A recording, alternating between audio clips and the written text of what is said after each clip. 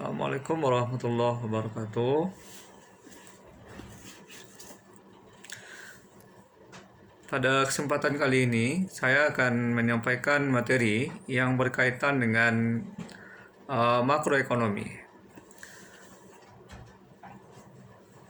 Pada kesempatan kali ini, submateri yang akan dibahas adalah mengenai apa itu definisi ilmu ekonomi. Oke, jadi ilmu ekonomi itu pada dasarnya adalah ilmu yang mempelajari bagaimana kita dapat mengalokasikan sumber daya yang sifatnya langka dan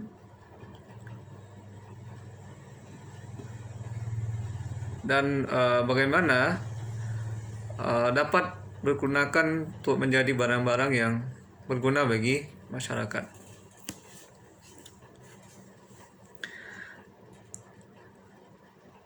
Oke, jadi dalam ilmu ekonomi kita diajarkan untuk melakukan pemanfaatan sumber daya yang sifatnya langka. Kira-kira di antara kalian yang hadir pada saat ini sudah bisa mengetahui beberapa contoh sumber daya yang langka tersebut? Ada yang bisa? Oke, coba Andi, coba kamu jelaskan satu contoh apa ya kira-kira yang menjadi sumber daya yang langka. Iya, benar bahwa memang air itu adalah salah satu sumber daya yang langka, terutama penyediaan air bersih. Kira-kira ada yang lain yang bisa menambahkan untuk menyempurnakan contoh yang dibuat oleh Andi?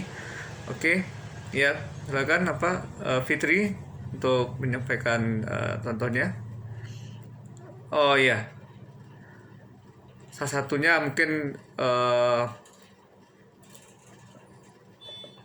ketersediaan udara yang bersih ya. Memang udara tolong menjadi hal yang juga tergolong langka pada saat ini.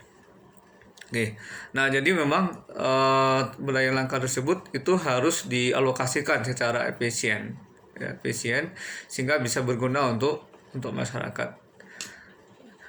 Oke, nah kemudian ilmu ekonomi itu pada dasarnya terbagi atas dua, yaitu ilmu ekonomi yang bersifat positif dan ilmu ekonomi yang bersifat normatif.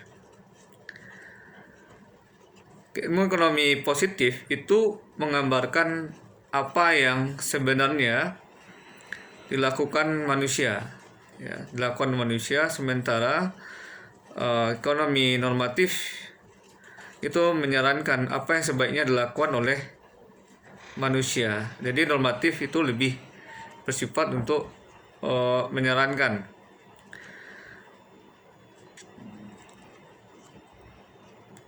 Nah, sebagai contoh dalam ekonomi positif, di situ terdapat pernyataan faktual seperti yang ditegaskan atau diuji melalui data. Ya. Jadi artinya ilmu ekonomi positif itu harus disertai oleh data.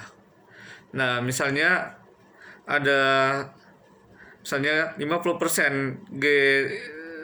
GDP ya, 50% GDP itu disumbangkan oleh konsumsi misalnya. Oleh konsumsi.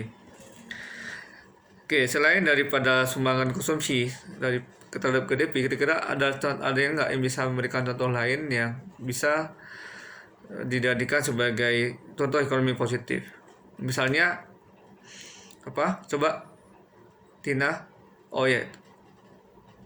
Oke, berarti pengangguran ya. Jadi pengangguran itu termasuk kepada contoh data-data yang bersifat atau ekonomi positif. Artinya yang sudah dilakukan itu disertai dengan data-data yang ada.